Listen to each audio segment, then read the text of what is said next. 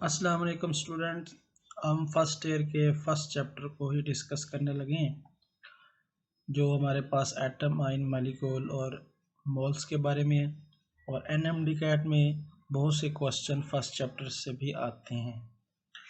तो for which of the following compounds, कहता है ये जो कंपाउंड्स दिए हुए हैं, the term empirical formula can not be applied, किसके लिए हम एम्पिरिकल फार्मूला अप्लाई नहीं कर सकते। तो ये बेटा आपके पास है NaCl, इसकी 1:1 आएगी, इसके लिए अप्लाई कर सकते हैं। H2O इसके लिए नहीं अप्लाई कर सकते क्योंकि रेशो सेम नहीं है। ठीक है। CCl4 इधर 1 है कार्बन और इधर 4 है, इसके लिए भी अप्लाई नहीं कर सकते। तो it can be applied to all mention above. तो एक उसने डी ऑप्शन में ये कह दिया, क्या हम सब के लिए अप्लाई कर सकते हैं? तो बेटा नहीं, NaCl के लिए तो कर सकते हैं, लेकिन H2O CCl4 के लिए नहीं कर सकते। तो ये वाला ऑप्शन हमारे पास ठीक नहीं है, क्योंकि उसमें वो कह रहा है इट कैन बी अप्लाइड। ये भी ठीक नहीं है, ये भी ठीक नहीं है, लेकिन उसमें सबसे जो बेहतर ऑप्शन लग रहा है वो ये है, it can be applied to all mention above. तो ये वाला पॉइंट उसका ठीक नहीं। The properties of an element mostly, मतलब एलिमेंट की जो प्रॉपर्टीज होती है, क्रॉसपॉन्ड्स, वो रिलेट करती है to that isotope which has greater, जिसके पास सबसे ज़्यादा क्या होते हैं, क्या मैस नंबर सबसे ज़्यादा होता है, एटॉमिक मैस ज़्यादा होता है, या रिलेटिव अबंडेंस। तो आइसोटोप की जो हमारे पास रिलेशनशिप होती है वो किस रिलेट करते हैं, रिलेटिव अबंडेंस से, मतलब जिसकी परसेंटेज ज़्यादा होती है। ठीक है, जिस तरह कार्बन 12 है, इसकी परसेंटेज ज़्यादा है आइसोटोप। मैग्नीशियम जो है, तो जितने भी हमारे पास आइसोटोप हैं उसमें से एक आइसोटोप ऐसा होता है जिसकी अबंडेंस परसेंटेज ज़्यादा होती है, जिसे हम मैस स्पेक्ट्रोमीटर से फाइंड करते हैं। ठीक है। फिर है 1 AMU atomic mass unit, which is equal to 1.6 multiply 10⁻⁻27 kg। तो याद रखना, एक एटॉमिक मैस यूनिट जो होता है 1.6 मल्टीप्लाई 10⁻⁻27 kg के बराबर होता है। ठीक है, तो ये कन्वर्जन है, और ये अमाउंट लाजमी याद रखें, ये मोस्टली आता है बोर्ड में और NMD कैट में भी। अच्छा, फिर है हमारे पास कंपाउंड कंटेन 50% सल्फर, एक ऐसा कंपाउंड है जिसमें 50% सल्फर एंड 50% ऑक्सीजन है बाय मैस। इसका मतलब है सल्फर होगी और ऑक्सीजन होगी by mass. The empirical formula of the compound is, तो वो कह रहा है एम्पिरिकल फार्मूला बताएं, सिंपलेस्ट फार्मूला बताएं किसका, सल्फर और ऑक्सीजन इसमें, मतलब ये तो सल्फर डाइऑक्साइड हो सकती है या ट्राइऑक्साइड हो सकती है, मतलब ये दो एलिमेंट्स का फार्मूला हो सकता है। तो हम कैसे फाइंड आउट करेंगे? देखो हमारे पास परसेंटेज गिवन है, अगर हम परसेंटेज को उसी के मोलर मैस से डिवाइड कर दें तो हमारे पास रेशो बन सकते हैं। फॉर एग्जांपल ये 50% सल्फर, तो मैं लिख दूंगा 50 डिवाइडेड बाय, अब सल्फर का जो मोलर मैस होता है पीरियोडिक टेबल से आपको मिल जाएगा, वो 32 होता है। ठीक है, इसी तरह हमारे पास ऑक्सीजन, इसका 50%, इसकी भी आपके पास परसेंटेज है, इसको हम इसी के मैस से डिवाइड कर देते हैं तो हमारे पास ऑक्सीजन का मैस कितना होता है, 16 होता है। ठीक है, अब हम क्या करेंगे, हम इसे क्रॉस एक्सचेंज करते हैं, देखते हैं जी।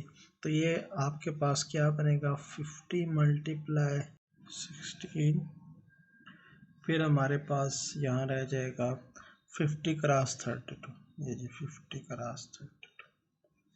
अच्छा, अगर आप गौर करें तो लेफ्ट साइड में भी 50 है, राइट साइड में 50 है, इधर रह गया 16 और इधर बेटा रह गया 32।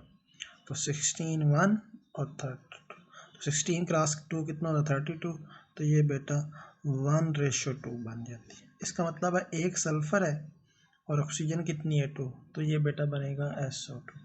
तो यहाँ पे देख लेते हैं SO2 कौन सा है, ये बी ऑप्शन हमारे पास SO2 कहलाएगा। फिर है 50 dm³ ऑफ कार्बन मोनोऑक्साइड, मतलब कि जो वॉल्यूम है ये किसका दिया हुआ, कार्बन मोनोऑक्साइड का, is burn completely according to the reaction बेटा गिवन है, कम्प्लीटली बर्न हो रहा है। चूज द करेक्ट स्टेटमेंट, वो कह रहा है करेक्ट स्टेटमेंट चूज करें। अब अगर हम स्टेटमेंट पे गौर करें तो वो क्या कहता है, volume of O2 required is 25। मतलब या तो हमें O2 का वॉल्यूम बताएं, नीचे भी O2 के वॉल्यूम को डिस्कस किया जा रहा है। वॉल्यूम CO2 फॉर्म्ड इज 60, या CO2 के वॉल्यूम को डिस्कस किया जा रहा है। CO फॉर्म या CO को डिस्कस किया जा रहा है। ठीक है, तो हमारे पास CO2 के मोल और CO के मोल सेम है। अगर ये 50 है तो ये भी 50 होना चाहिए, लेकिन इसमें इसने 60 लिखा हुआ है, तो ये वाला ऑप्शन तो नहीं हो सकता।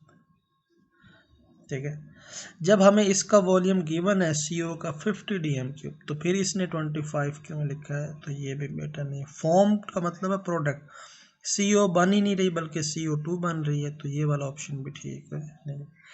तो अब जो हमें ऑप्शन है वो A और C में से सिलेक्ट करना पड़ेगा कि ऑक्सीजन के कितने मोल रिक्वायर्ड है। अगर बेटा आप गौर करें, 2 मोल ये है तो 1 ये। अगर मेरे पास 2 मोल CO2 है और CO है, 2 मोल ऑफ CO, कितने मोल 1 और 2, 1 मोल ऑफ O2 यूज हो रहे हैं, मतलब इसके साथ 1 है। अगर ये 1 हो जाए, 1 मोल ऑफ CO, तो 2 उधर जाके 1 से क्या हो जाएगा, डिवाइड 1/2 मोल ऑफ O2। मतलब अगर ये 1 हो जाएगा तो O2 कितना हो जाएगा, हाफ। अगर इसका वॉल्यूम चेंज हो गया है, ये हो गया है CO 50, 1 × 50 dm³ ऑफ CO, तो फिर ये कितना होगा, तो 1/2, दोनों साइडों पे आपने 50 से बेटा मल्टीप्लाई कर देना है, तो हमें पता लग जाएगा कि O2 कितना निकलता है। इसको बेटा क्रॉस करें, तो 2 को 50 से क्रॉस करेंगे तो 25 आ जाएगा। तो 25 dm³ ऑफ O2। ठीक है, अगर आपके पास CO 50 है तो O2 को भी आपने 50 से मल्टीप्लाई कर देना है। तो O2 के पास ऑलरेडी हमारे पास 1/2 ये रेशो बनी हुई थी, तो 1/2 को 50 से मल्टीप्लाई किया तो 25 आंसर आया। अब देखते हैं कि O2 की अमाउंट क्या 25 कहीं दी हुई है। ये बेटा पहला ऑप्शन है, volume of O2 required is 25 dm³। अच्छा, फिर अब आगे चलते हैं। Which of the following has the maximum mass, किसके पास सबसे ज़्यादा मैस होगा। बेटा ये देखिए 20 ग्राम ऑलरेडी दिया होगा इसका मैस, तो इसका मैस निकालने की ज़रूरत ही नहीं है। 5 मोल ऑफ H2O। अब आपको पता है 1 मोल H2O तो कितना होता है 18, अगर 5 मोल हो तो 5 को उससे मल्टीप्लाई कर दें। ठीक है, अच्छा फिर ज़रा कैलकुलेट करते हैं, सबका इंडिविजुअल कैलकुलेट करते हैं। देखो H2O के मोल कितने दिए हैं, तो हमारे पास मोल का फार्मूला है mole of H2O mass of H2O divided by molar mass of H2। Mole कितने हैं जी 5, तो 5 is equal to mass of H2। Molar mass इसका होता है 18 में जाके मल्टीप्लाई हो जाएगा, तो 18 × 5, यहाँ से हम मैस ऑफ H2 निकाल सकते हैं। ठीक है, तो ये होगा आपके पास 90 ग्राम मैस ऑफ H2। तो इसका भी मुझे कम लग रहा है, इसका 20 है, इसका 90 है। अच्छा, इसका उससे भी ज़्यादा होगा, क्योंकि अगर आप और करें, सोडियम का 23 × 2, कार्बन का 12, ऑक्सीजन का 16 × 3। ठीक है, तो इसका जो हमारे पास मैस है वो बहुत बड़ा बनेगा, और फिर इसको 2 से मल्टीप्लाई करेंगे तो उससे भी डबल हो जाएगा। जबकि हाइड्रोजन का मैस हमारे पास 1 है, लेकिन उसके नंबर ऑफ एटम्स दिए हुए, तो आप पहले क्या करेंगे, एटम्स, नंबर ऑफ एटम्स से मोल निकालेंगे। ठीक है, मोल निकालने के बाद आप उसको उसके मोलर मैस से मल्टीप्लाई करेंगे, तो नंबर ऑफ एटम से आप क्या निकालेंगे, मैस निकाल। मतलब इसके लिए कौन सा फार्मूला लगाएंगे, ये देखें आपके पास नंबर ऑफ हाइड्रोजन एटम्स दिए हुए हैं is equal to mole multiply Avogadro's number. कितने एटम दिए हुए? 12 मल्टीप्लाई 10 पावर 24। मोल बेटा आपने फाइंड करने, एवोगाड्रो 6.02 मल्टीप्लाई 10 पावर 20। ये तो जाके बेटा हो जाएगा डिवाइड, तो यहाँ से बेटा आपके पास मोल कैलकुलेट हो जाएगा। ठीक है, फिर इस मोल से आप मैस बना लेंगे। आपको पता है mole of hydrogen is equal to mass of hydrogen divided by molar mass of hydrogen. तो मोल ऑफ हाइड्रोजन यहाँ से आप इधर लिखेंगे इज इक्वल टू मैस बेटा आपने फाइंड करना है। हाइड्रोजन का मैस कितना होता है? 1.008। ये तो जाके मल्टीप्लाई होगा तो आपके पास मैस ऑफ हाइड्रोजन आ जाए। लेकिन ये आप निकाल तो लेंगे, लेकिन बेटा आपके पास याद रखें जो इसमें करेक्ट आंसर है वो इसका है, क्योंकि इसका जो मोलर मैस है वो बहुत बड़ा है। जब ये 2 से मल्टीप्लाई होगा तो और डबल हो जाएगा, तो इसका सबसे करेक्ट आंसर है। तो मोल को आपने मैस में कन्वर्ट करके ये बता देना है कि किसका मैस ज़्यादा है। फिर है नंबर ऑफ मॉलिक्यूल्स। हमने नंबर ऑफ मॉलिक्यूल्स फाइंड करने, एवोगाड्रोस वाला फार्मूला लगाना है। जबकि हमारे पास मैस गिवन है 0.1 ग्राम मॉलिक्यूल ऑफ CO2। तो बेटा मैस गिवन है, मैस है हमारे पास 0.1 ग्राम। हमने मॉलिक्यूल्स निकालने, तो मैं यहाँ लिख रहा हूँ number of molecules is equal to mole multiply Avogadro's number. Mole का फार्मूला होता है mass divided by molar mass. Avogadro's number होता है 6.02 मल्टीप्लाई 10 पावर 23। मैस बेटा 0.1 है। किसके मॉलिक्यूल्स निकालने हैं? अगर गौर करें CO2 के, तो हमने CO2 का number of molecules of CO2 निकालने हैं। तो CO2 का मोलर मैस, कार्बन का 12, ऑक्सीजन का 16 इंटू 2। एवोगाड्रोस नंबर है 6.02 मल्टीप्लाई 10 पावर 20। तो ये हो जाएगा 0.1 डिवाइडेड बाई, इसका आंसर आएगा 44 मल्टीप्लाई 6.02 मल्टीप्लाई 10 पावर 23। तो यहाँ से हम बेटा इसका आंसर निकाल लेंगे। तो ये बेटा आपके पास आंसर आएगा 6.02 मल्टीप्लाई 10 पावर 22।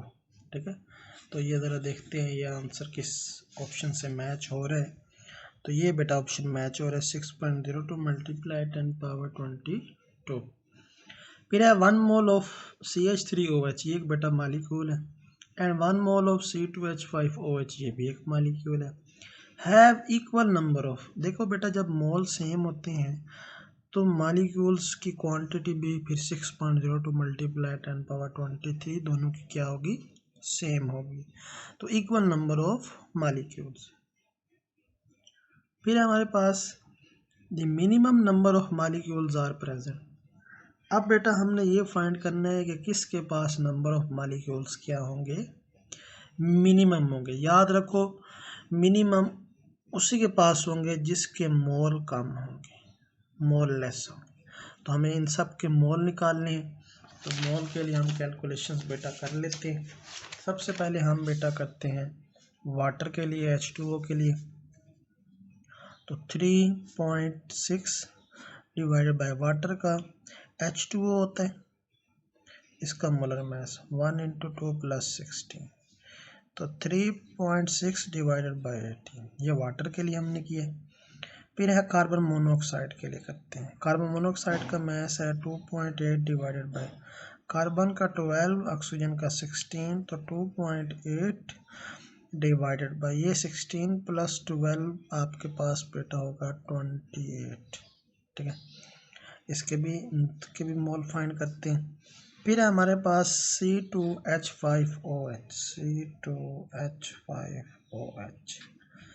हाँ जी, इसका मैस है 4.8 और इसका मोलर मैस हम फार्मूले से बनाएंगे 12 इंटू 2 प्लस हाइड्रोजन है 1 into 5 plus oxygen 16 plus hydrogen 1। तो ये 4.8 डिवाइडेड बाय, इसको बेटा हम टोटल कर लेंगे। ये 24 हो गया, 24 प्लस 5 कितना हो गया? 29, 29 प्लस 1 30 और ये 46 आपके पास। इसके भी मोल निकाल लेते हैं। फिर हमारे पास N2O5, इसका बेटा आपके पास मैस है 5.4। अच्छा, नाइट्रोजन का होता है 14 × 2, ऑक्सीजन का होता है 16 × 5। तो 5.4 डिवाइडेड बाय 28 प्लस 16 × 5 कितना आंसर होगा आपके पास? 80। ठीक है, अब हम इसके निकाल लेते हैं मोल। इन सब के मोल फाइंड करते हैं 1 बाय 1, फिर देखते हैं कि इसके मोल हमारे पास कम आ रहे हैं। 3.6 को बेटा अगर हम 18 से डिवाइड करते हैं तो आंसर आता है 0.2। ठीक है, 2.8 को अगर हम डिवाइड करते हैं 28 से तो आंसर आ रहा है 0.1। 4.8 को 46 से डिवाइड करें तो आंसर आ रहा है 0.104। अगर इसको हम बेटा टोटल करें 108 आएगा, 5.4 से डिवाइड करें तो आंसर आ रहा है 0.05। तो बेटा देखें इसके सबसे कम मोल है, मतलब कि N2O5 के सबसे कम मोल आ रहे हैं 0.05, जबकि बाकी के 0.1, 0.1, 0.2। तो ये बेटा सबसे लेस मोल दे रहा है। अगर इसके मोल बेटा कम है तो नंबर ऑफ मॉलिक्यूल्स भी इसके बेटा क्या होंगे, नंबर ऑफ मॉलिक्यूल्स वो भी बेटा क्या होंगे, कम होंगे। ठीक है, तो इसका सबसे करेक्ट आंसर है the minimum number of molecules are present in 5.4 gram of N2O5। फिर हमारे पास बेटा है MCQ number 38, the number of moles of carbon dioxide. मतलब कि हमने मोल्स फाइंड करने हैं, N फाइंड करने हैं, which contain 48 gram of oxygen. मतलब कि ऑक्सीजन का मैस दिया हुआ, तो हमारे पास किसका मैस दिया हुआ है, मैस ऑफ ऑक्सीजन। CO2 में से ऑक्सीजन का मैस है 48। अब ये तो बेटा बड़ा मुश्किल है, ज़रा देखते हैं इसको हम कैसे सॉल्व करेंगे। एक रफ पेज ले लेते हैं, उसमें सॉल्व करते हैं। देखो वो कहता है मोल the number of mole of CO2, mole of CO2, mole of CO2 find करने, मैस ऑफ ऑक्सीजन दिया, मतलब कि O2 का मैस दिया, और वो बेटा कितना दिया 48। अब देखें फाइंड हमने CO2 के करने, लेकिन उसके अंदर O2 का मैस दिया हुआ है। इस तरह के बेटा MCQs एंटी टेस्ट में लाजमी आते हैं। तो बेटा बहुत आसान तरीका है, आपको पता है 1 mole of CO2, 1 mole of CO2, 1 मोल अगर कार्बन डाइऑक्साइड लें तो उसका मोलर मैस कितना होता है, 12 कार्बन का होता है, ऑक्सीजन का 16 × 2 तो 32 हो जाएगा। तो 32 + 12 ये आ जाएगा 44 ग्राम। तो 1 मोल कार्बन डाइऑक्साइड का मोलर मैस है 44 ग्राम। तो मैं यहाँ लिख सकता हूँ 44 gram of CO2 is equal to, oxygen का मैस हमारे पास कितना है इसके अंदर 16 × 2, मतलब कि मेरे पास ऑक्सीजन जो है वो 44 ग्राम ऑफ कार्बन डाइऑक्साइड के अंदर ऑक्सीजन कितनी है 32 ग्राम। ठीक है जी, मैं लिखूंगा 32 ग्राम ऑफ O2। अब 44 कार्बन डाइऑक्साइड के अंदर 32 ग्राम मेरे पास ऑक्सीजन। क्लियर है। अगर मैंने ऑक्सीजन की क्वांटिटी यहाँ 1 करनी है, मैं यहाँ करता हूँ फॉर 1 ग्राम ऑफ O2, क्योंकि मुझे नेक्स्ट टाइम मल्टीप्लाई करना है 48 से, तो मुझे यहाँ 1 लेके आना है। तो 32 उधर जाके क्या हो जाता है, डिवाइड हो जाता है, 44 divide by 32 gram of CO2। If we change the amount of O2 by multiply 48 gram, क्योंकि हमारे पास ऑक्सीजन का मैस 48 ग्राम के अकॉर्डिंगली दिया हुआ है। ठीक है, अगर ये 44 और 48 हो जाए तो मैं दोनों साइडों में 48 ग्राम ऑफ O2 से मल्टीप्लाई करूँगा, तो 44 डिवाइड बाय 32, फिर ये 48 ग्राम ऑफ क्या हो जाएगा, कार्बन डाइऑक्साइड। अब जब हम इसे कैलकुलेट करेंगे for 48 gram of O2 we have, अच्छा अब इसकी कार्बन डाइऑक्साइड की अमाउंट हम निकालते हैं, ये हमारे पास आ जाएगा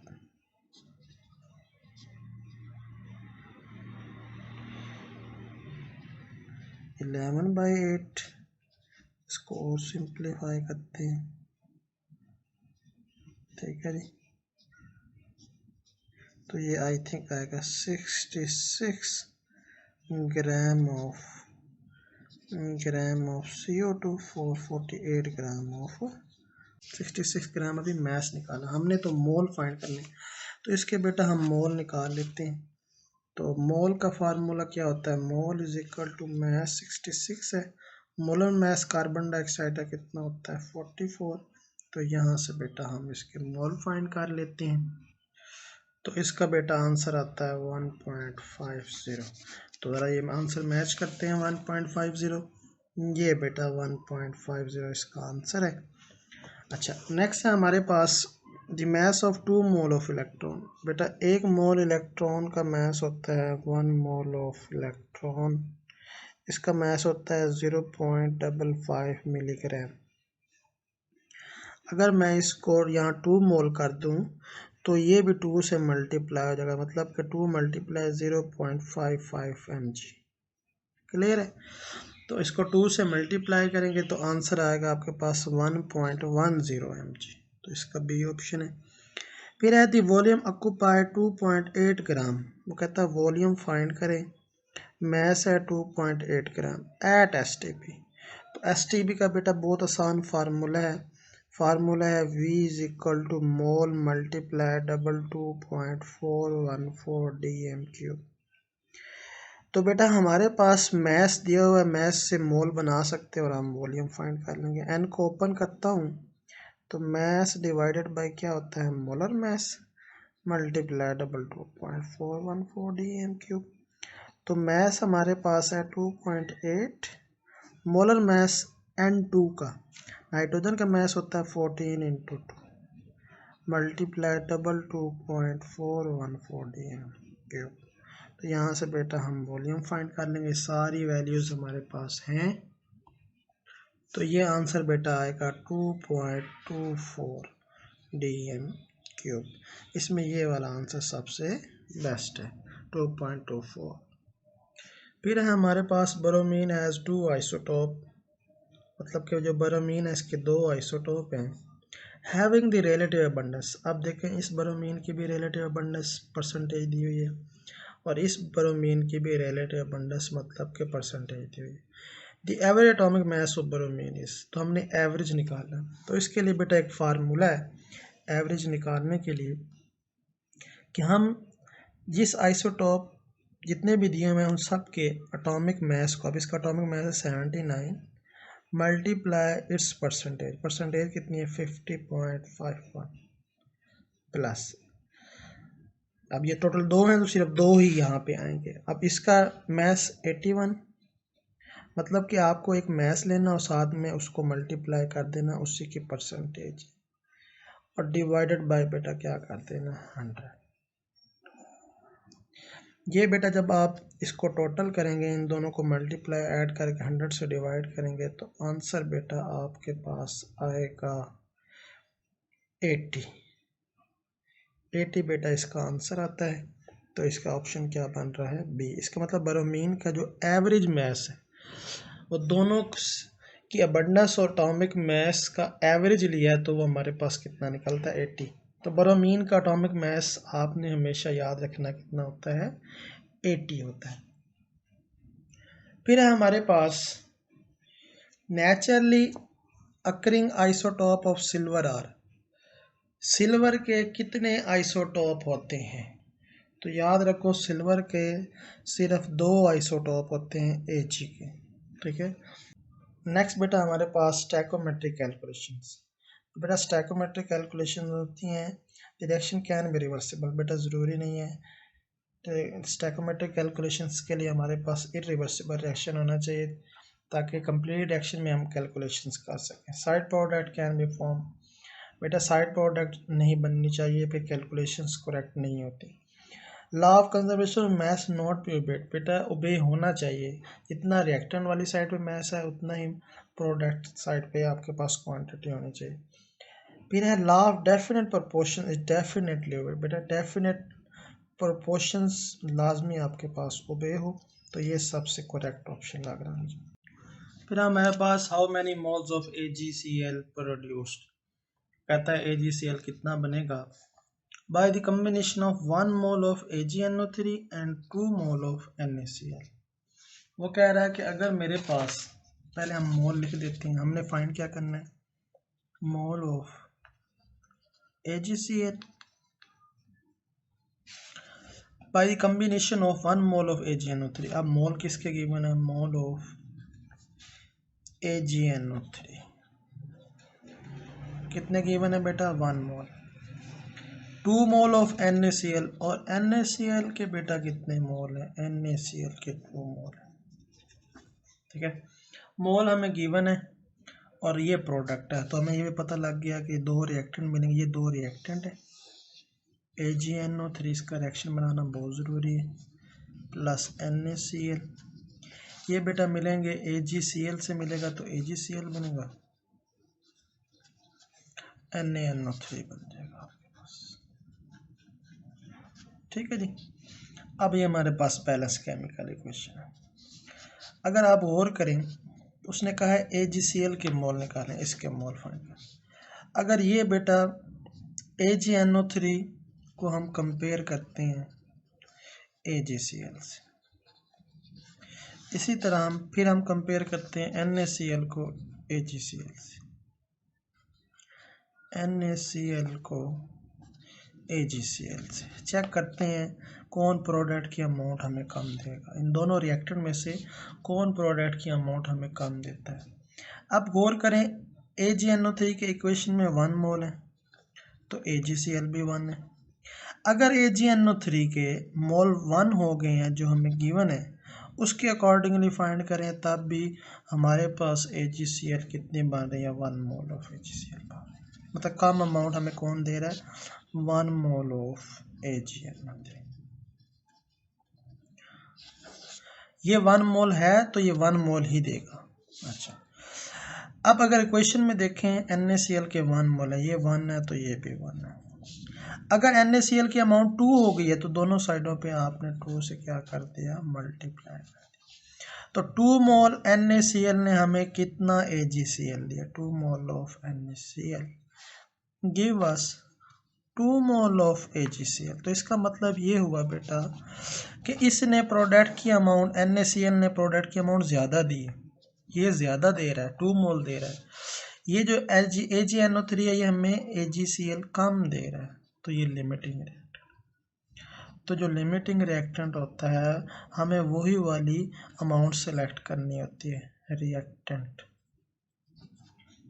हमें वही वाली अमाउंट सेलेक्ट करनी होती है। तो इसका मतलब है AgNO3 ने AgCl 1 बनाया है, तो हमें यही बताना है कि कितने मोल बनेगी। तो कितने मोल प्रोडक्ट बनेगी, 1 मोल बनेगी। ठीक है जी।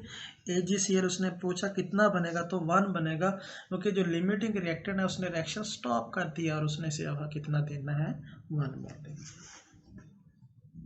फिर हमारे पास actual yield is mostly less than theoretical yield due to the reason that, पहला ऑप्शन है reaction rates of reactions are slow, ज़रूरी नहीं है बेटा।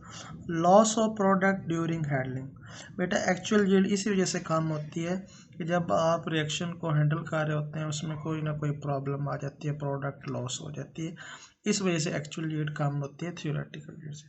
बाकी भी पढ़ लेते हैं, रिएक्शंस आर नेवर कंप्लीटेड, ये बेटा सही नहीं है। Law of conservation of mass is not true, ये भी नहीं। बेटा एक्चुअल यील्ड हमेशा कम होती है क्योंकि हमारे पास एक्सपेरिमेंट होने के बाद, लॉसेज होने के बाद वो अमाउंट कम आती है। ठीक है।